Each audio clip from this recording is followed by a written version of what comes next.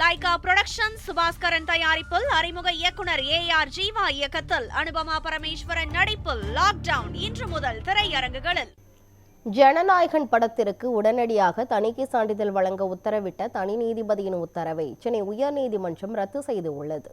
நடிகர் விஜய் நடித்துள்ள ஜனநாயகன் திரைப்படத்தில் மதம் மற்றும் பாதுகாப்பு படை தொடர்பான காட்சிகள் இடம்பெற்றுள்ளதால் தணிக்கை வாரிய குழுவினர் இந்த படத்தை மறு ஆய்வு குழு பரிசீலனைக்கு பரிந்துரை செய்தனர்.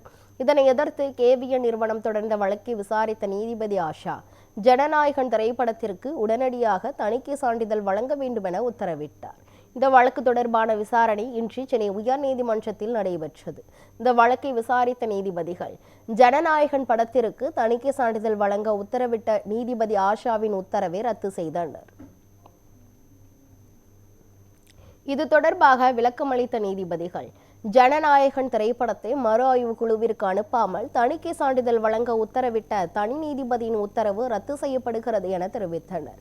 படத்தில் சில காட்சிகள் சமூகத்தில் பிரச்சனையை ஏற்படுத்தும் வகையில் உள்ளதாகவும் மத அடையாளங்களை அவதூறு செய்வதை ஏற்க முடியாது என்றும் விளக்கமளித்து உள்ளனர். மேலும் தனி நீதிபதி ஆஷா மீண்டும் இந்த வழக்கை விசாரணை செய்து தீர்ப்பு வழங்க வேண்டும் எனவும் தெரிவித்தனர்.